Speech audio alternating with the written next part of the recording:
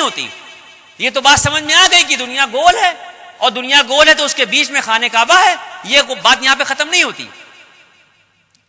اگر سائنس یہ کہتی ہے، میں نہیں کہہ رہا ہوں، اگر سائنس یہ کہتی ہے کہ دنیا گول ہے اور گھوم رہی ہے، تو پھر میرا ایمان یہ کہتا ہے کہ مذہب و ملت کی پرواہ کیے بغیر اس دنیا کا ہر شخص کعبۃ اللہ کا طواف کر رہا ہے. اگر سائنس یہ کہہ رہی ہے کہ دنیا گول ہے اور گھوم رہی ہے، تو پھر میرا ایمان یہ کہتا ہے کہ اس دنیا پہ مذہب و ملت کی پرواہ کیے بغیر کسی بھی مذہب کا شخص ہو، ہر شخص جانے میں یا انجانے میں کعبۃ اللہ کا طواف کر رہا ہے.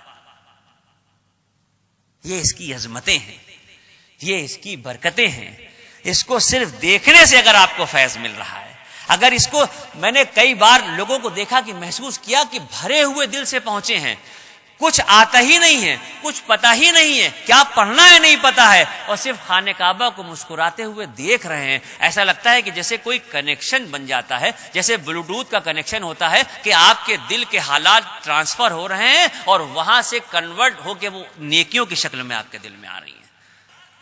نبیوں کا اور ولیوں کا یہ مرتبہ تھا کہ زارو قطار رو رو کے مانگتے تھے، پوری پوری رات رو رو کے مانگتے تھے، تب جا کے کہیں دعا ہوتی تھی. یہ جو کعبۃ اللہ کی تعمیر ہوئی ہے، جو مقام ابراہیم آپ کو دکھایا گیا ہے، مقام ابراہیم کے نزدیک جب آپ جائیں گے، یہ شیشے کا جو کور ہے، جب آپ یہاں سے اندر دیکھیں گے تو آپ کو دو کھڑاؤں ایسی دکھیں گی.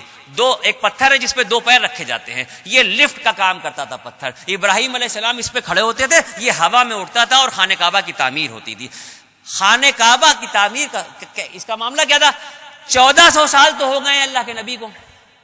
اللہ کے نبی سے 700 سال پہلے عیسیٰ علیہ السلام آئے، عیسیٰ علیہ السلام سے 700 سال پہلے موسیٰ علیہ السلام آئے، اور موسیٰ علیہ السلام سے 800 سال پہلے ابراہیم علیہ السلام آئے.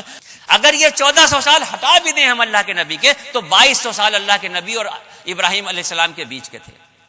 ابراہیم علیہ السلام جب خانہ کعبہ کی تعمیر کر رہے تھے تو تعمیر کرتے جاتے تھے اور ایک دعا مانگتے جاتے تھے. اور وہ دعا کیا ہوتی تھی؟ وہ دعا کرتے تھے کہ اے اللہ، میرے خاندان سے، میرے گھرانے سے، میرے اپنے خون سے کسی ایک ایسے ہادی برحق کو بھیج جو تیرے کلام کے الفاظ تیرے بندوں کو پڑھ کے سنائے. ابراہیم علیہ السلام یہ بھی تو کہہ سکتے تھے کہ اے اللہ، مجھے اپنا آخری نبی بنا دے اور قرآن کا نزول مجھ پہ کر دے. کہتے ہیں کہ اے اللہ، میرے خون سے، میرے گھرانے سے ایک ایسے ہادی برحق کو بھیج اس دنیا میں جو تیرے کلام کے الفاظ تیرے بندوں کو پڑھ کے سنائے. اور 2200 سال کے بعد اللہ نے